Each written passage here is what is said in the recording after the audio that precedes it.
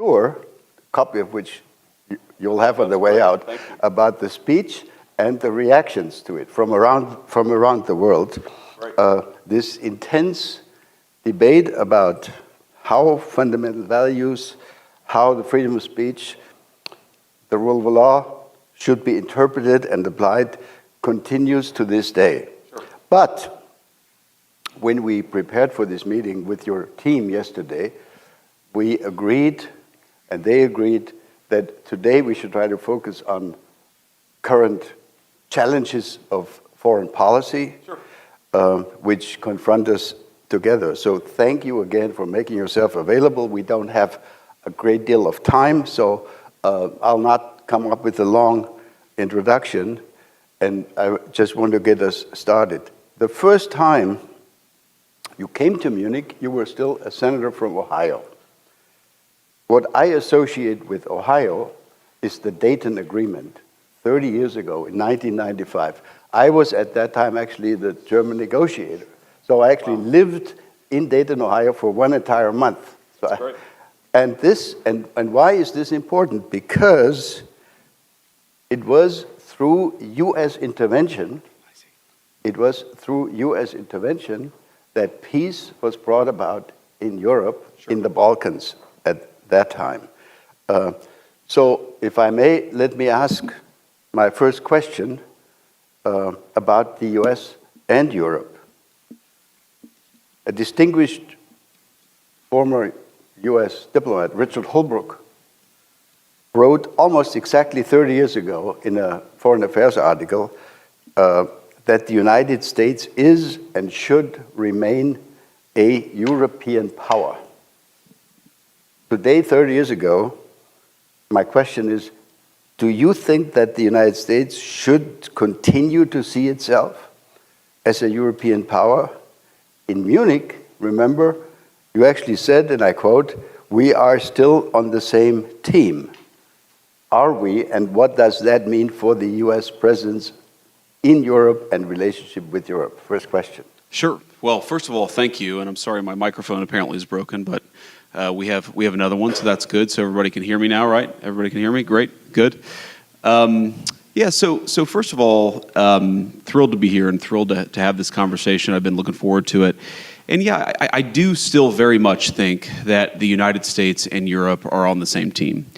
And I think that this is, sometimes I've been criticized as a hyper-realist, right? I think of foreign policy purely in terms of transactional values. What does the America get out of it? What do the rest of the world get out of it? And try to focus so purely on the transactional value of it that we ignore sometimes the humanitarian or the moral side of it.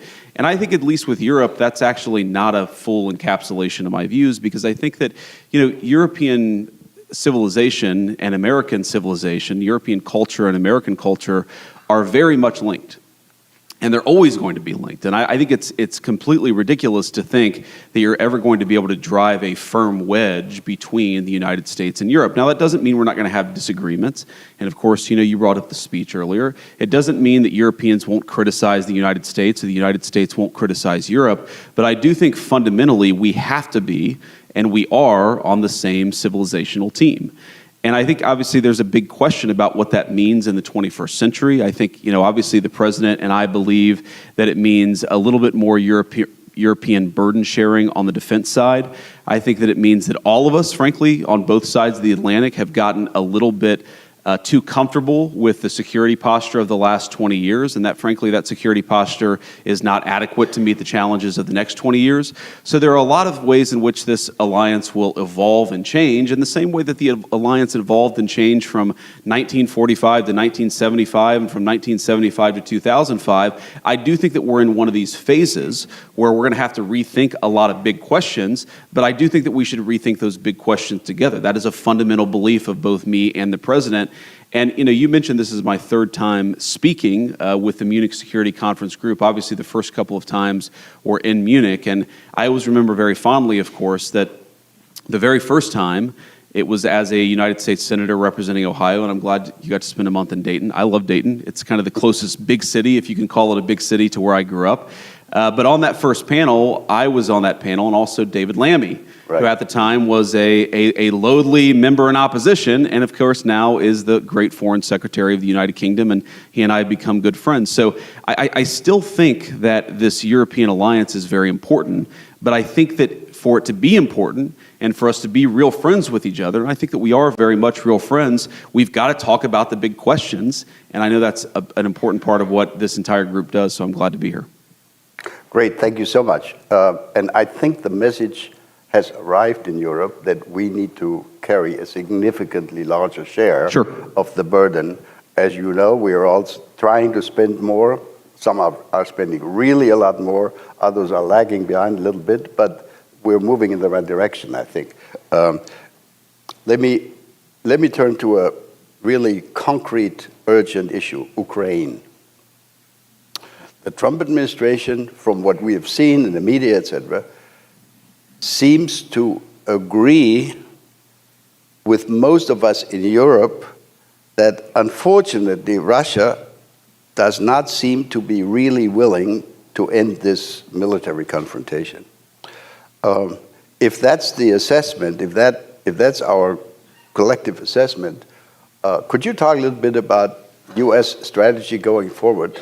We all want this war to end, and let me say as a very personal comment, I think the Trump administration did the right thing by starting this process of talking to the Ukrainians, talking to the Russians, but the Russians seem not to be interested in the kind of quote-unquote deal that could be offered to them.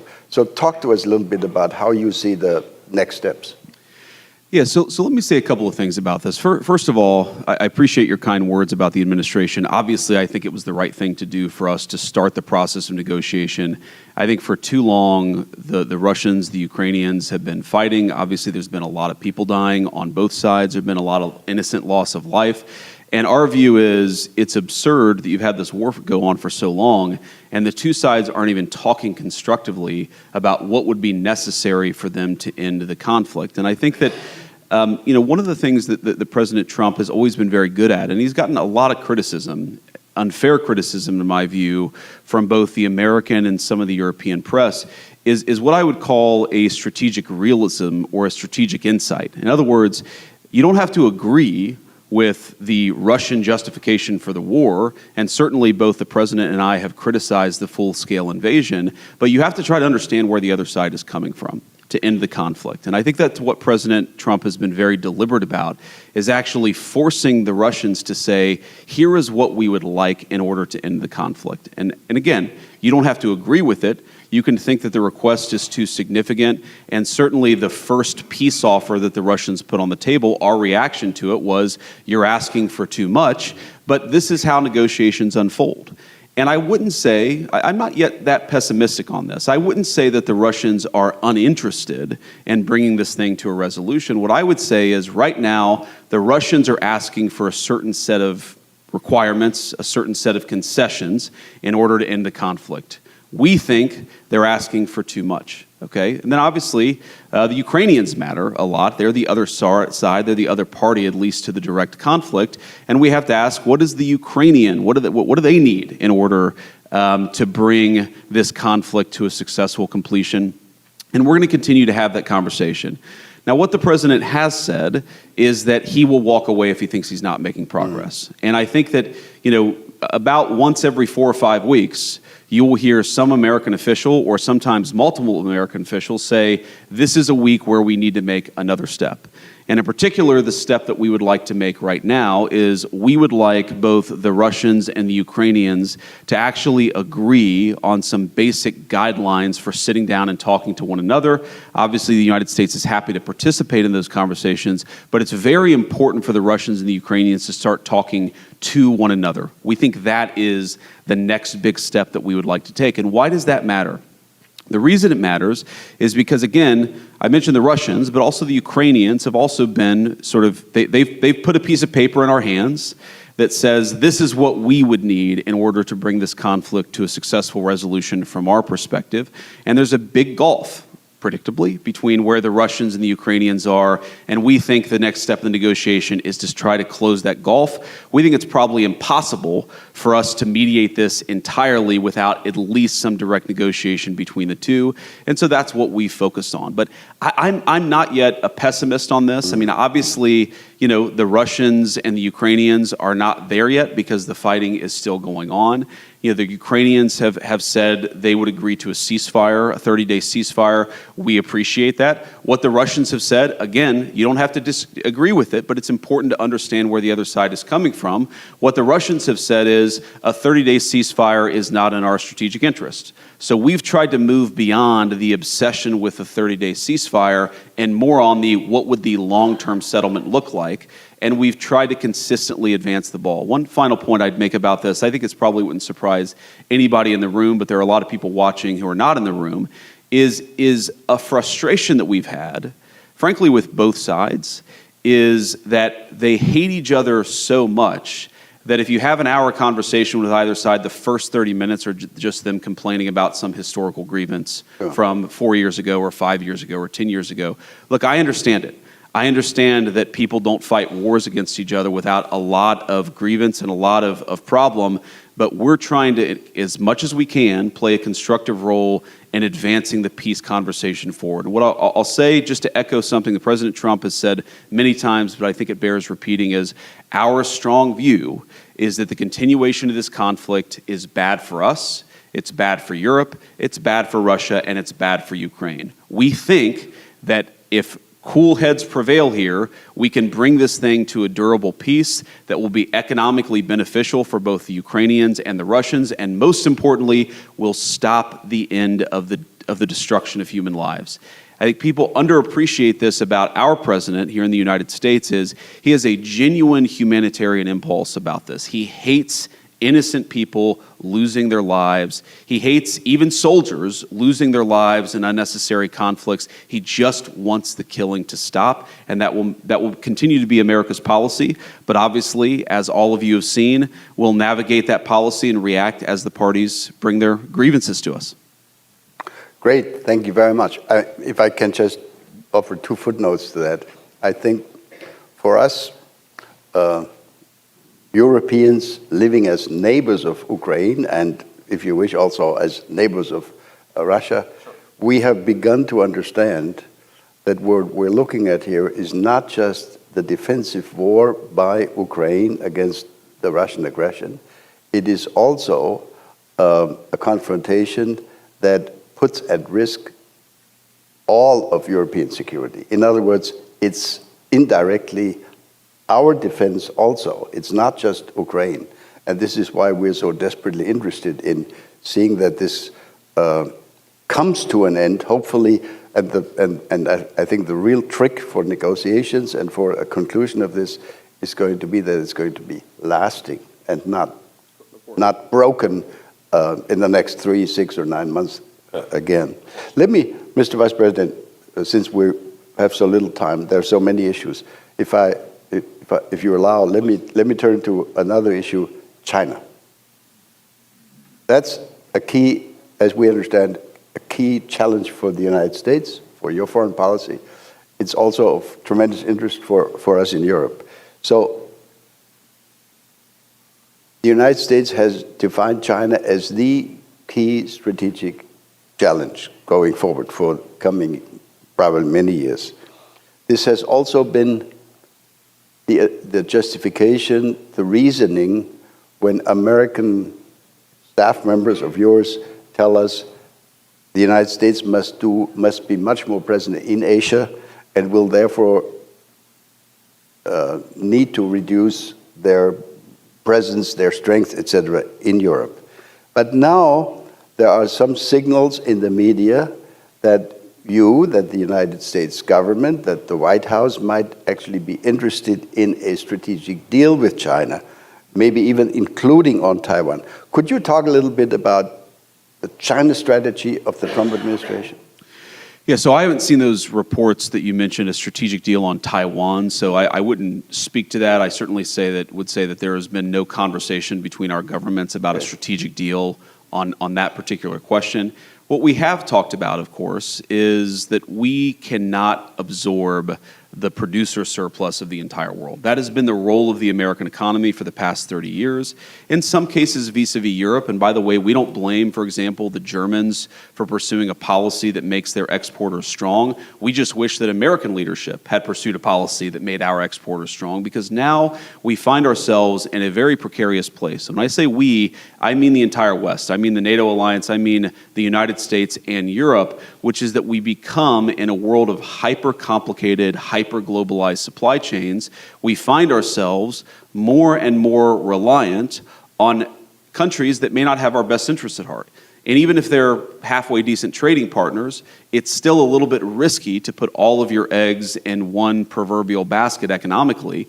And what the president has said is we must rebalance the global economy vis-a-vis China. We cannot absorb hundreds of billions of dollars, close to $1 trillion per year in annual surplus, most of it coming from the People's Republic of China. And what that's going to mean in the rebalancing is that we think that the PRC is going to have to, frankly, let their own population consume a little bit more. They've held consumption levels down in order to increase these massive exports. It means that American manufacturers are going to have to be treated more fairly in some of these global trade deals. It means we're going to have to cut some new trade deals with some of our friends in Europe, but also with some of our more adversarial nations.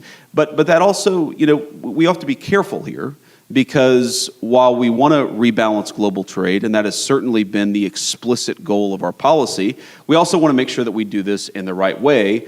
And yes, you've seen media reports that the Chinese reached out to the United States. Of course, we're going to sit down and talk to them. I'm not going to divulge too many details or prejudge the negotiations, but we want to rebalance trade in the interests of American workers, in the interests of American manufacturers. That is our policy. We think that we can do that while preserving at least an open dialogue with the PRC and with a lot of other nations all over the world. But that doesn't mean the old way of doing business is going to be stable or that it's going to persist. It simply cannot. It was not sustainable 10 years ago. It was certainly not sustainable 4 years ago, and we're very, very committed to changing it. But we're open to having conversations with both, again, our friends and more adversarial nations about what that rebalancing ultimately looks like. And people have to remember, Liberation Day, which was where the president announced this fundamental change, I think, in the global trading system, that was almost exactly 30 days ago. So we are in the early innings of a very significant shift. I think that shift is going to really inure to the benefit of both the United States, but also of Europe. But it's fundamentally, it has to happen, and it's going to happen under President Trump's leadership. All right. I think it's great if there are beginning discussions between you and the Chinese. Could you expand a little more on what would your expectations be for an EU-US successful discussion of these trade issues? Is there any message that we can take home to our friends in Brussels? Because that's also, from our point of view, obviously a very urgent issue. Yeah, so to put it very simply, and we've obviously had great conversations with a lot of our European friends at the very senior levels between the president and heads of state, between me and officials in European governments, but also with trade representatives and also the very nitty-gritty technical details of a trade agreement. So these conversations are ongoing. But I'll throw a few general principles out there. I think the first is that, again, America wants its exporters and by implication its workers to be treated much more fairly. We want American markets, in the same way that American markets have been open to a lot of European goods, we'd like a lot of European markets to be open to American goods. Now there's an agriculture component to that, there's a value-added manufacturing component to that.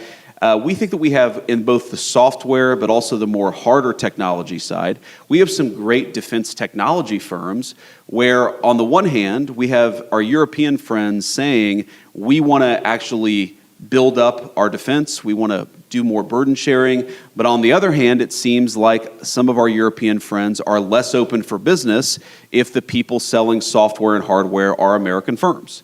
Well, we think that's inconsistent. We think that we have some of the best military hardware and software in the world, and we think part of being good allies is, yes, we obviously want the Europeans to take a bigger role in the continental defense, but we also think that there are a lot of great American companies that they can work with. And so, again, this doesn't have to be a zero-sum dynamic. This can be a very synergistic relationship, but the fundamental principle is we think that most nations in the world have been way too hard on American exporters and American firms.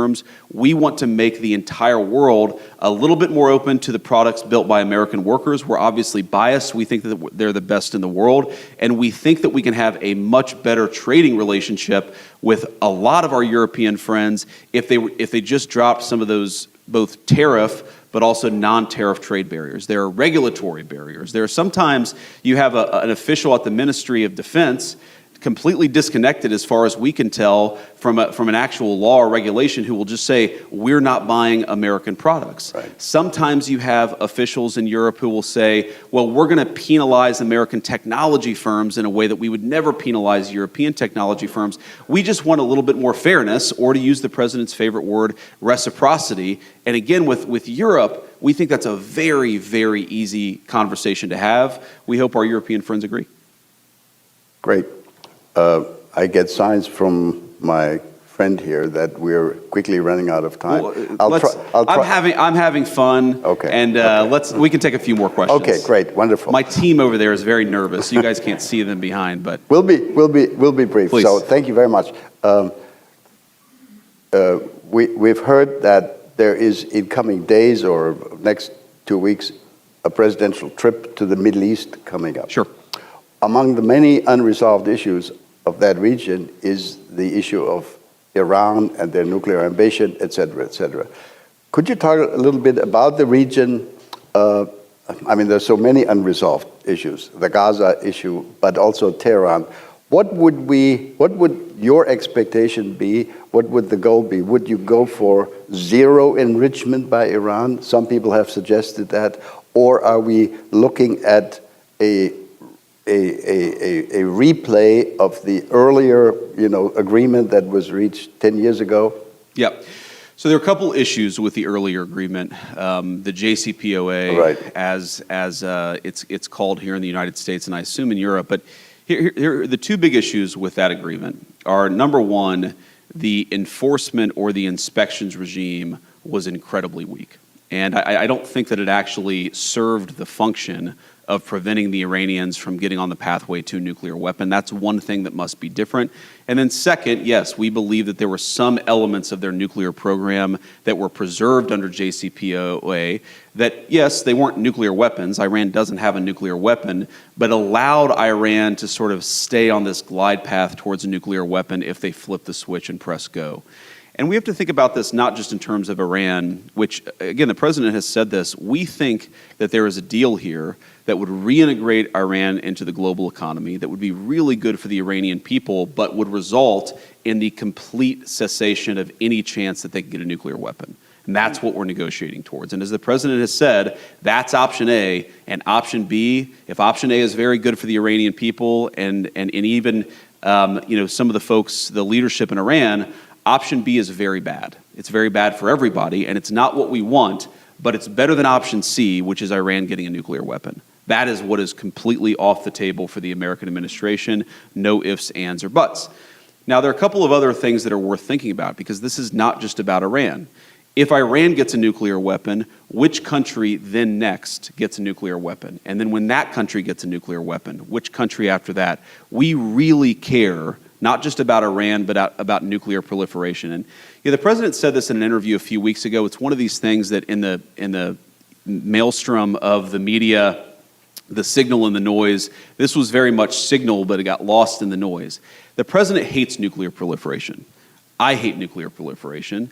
And I think that the president would be very open to sitting down with the Russians and the Chinese and saying, look, let's get this thing in a much better place. Let's reduce the number of nuclear weapons that are in the world writ large.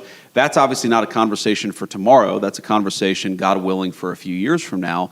But there is no way you get to that conversation if you allow multiple regimes all over the world to basically enter this sprint for a nuclear weapon. And we really think that if the Iran domino falls, you're going to see nuclear proliferation all over the Middle East. That's very bad for us. It's very bad for our friends. And it's something that we don't think can happen. So without prejudging the negotiations, I will say so far so good. We've been very happy by how the Iranians have responded to some of the points that we've made. We've been very happy that some of the intermediaries and some of the folks who are in the room, the role that they've played, the Omanis in particular, have played a very positive role, and we're very grateful to that. So far, we're on the right pathway, but this is going to end somewhere. And it will end either in Iran eliminating their nuclear program, their nuclear weapons program. They can have civil nuclear power. Okay, we don't mind that, but let me ask this basic question. Which regime in the world has civil nuclear power and enrichment without having a nuclear weapon? And the answer is no one. No one right now has a civil nuclear program with their entire enrichment infrastructure that can enrich to the 90+% needed to get to fissile material and a nuclear weapon. So our proposition is very simple. Yes, we don't care if people want nuclear power. We're fine with that, but you can't have the kind of enrichment program that allows you to get to a nuclear weapon, and that's where we draw the line. Great. I think most of us would totally agree with that, and especially, I think, speaking on behalf of a non-nuclear country, with the goal of maintaining the nuclear non-proliferation regime. Yes. That's very important. That allows me to turn to my next or last question on NATO, because most people don't understand that the fact that we've had NATO under U.S. leadership for the last 70 years, that has been an essential instrument of international non-proliferation. Yes. If we had not had the U.S. nuclear presence in Europe, I would be prepared to give you at least 2, 3, 4, 5 countries in Europe that would have gone nuclear if they had not had this reassurance. Sure.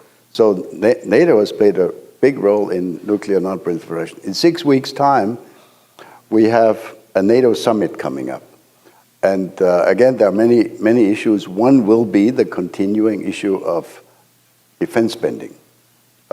As we mentioned earlier in our discussion, Europeans are doing more, but we've also listened to demands coming out of the administration that are even more ambitious. So could you talk a little bit about your level of expectation?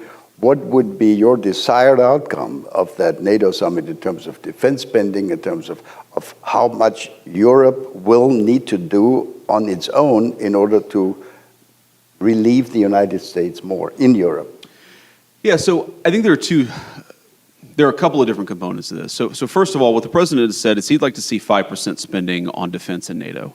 And he thinks that that is consistent with what our European friends are telling us about how much they fear some of the threats in the world. And, given, unfortunately, that a lot of European militaries have not kept pace over the past few decades, there's a bit of catching up to do. And so that is the goal that the president has set. Obviously, the European countries are going to make their own determinations, but that's what we think is a reasonable goal. But it's really not just about the spend itself. It's also how the money is spent. And it's, again, there's this fear that we have when we look at some of our European friends, and I made this point at the first Munich Security Conference I ever went to, that when I looked at Germany 10, 15, 20 years ago, one of the things that the Germans were very good about is that they had kept the industrial strength of their economy consistent with the first world standard of living. But now what we see in Europe is a lot of our European friends are deindustrializing at the very moment where we're all seeing the hard power underpinning, or the economic underpinning of real hard power requires very strong and powerful industry. And so it's not just spending money, as important as that is, it's making sure that the same economic engine that powered first world living standards is actually geared towards producing, God forbid, weapons of war if those weapons of war are ever necessary. And so I think there's both an economic component to this that's completely divorced from the spending levels, and then of course there's the spending levels too. But we really want and we really care about Europe being self-sufficient. I gave an interview a couple of weeks ago where I actually tried to make the point that yes, we're going to have disagreements with Europe and Europe will have disagreements with us. Sometimes, I would hearken back to 2003 United States policy in the Middle East. I frankly wish we had listened to our European friends. But I think this is an area where we're fundamentally right, and I think it's gratifying to see so many of our European friends recognize that and recognize that Europe does really have to play a bigger role in continental defense. I think we're all aligned on it. It's just a question of getting there, and most importantly, getting there quickly. There is a glimmer of hope in our country, in Germany. As I'm sure you've seen, we've eliminated the so-called debt brake. Yes. When it comes to defense spending. So there is now the opportunity for the incoming new government in Germany to spend significantly more. In other words, I think we're in good shape in terms of responding to what you have just said. Ladies and gentlemen, that brings us to the end of this wonderful discussion. I'm really grateful to you that you allowed this to be a Q&A session. Sure. We could continue this, I'm sure, for the rest of the morning, but I know you have other things coming up. May I simply conclude by saying that we hope very much, my team and I, that you will be willing and prepared to continue this young tradition that the United States at major Munich Security Conference events will be represented at your level. You are not the first Vice President of the United States who has come to the Munich Security Conference, but we are extremely grateful that you came in your new position. Please come again to Munich next year. Thank you very much, Mr. Vice President. Thank you.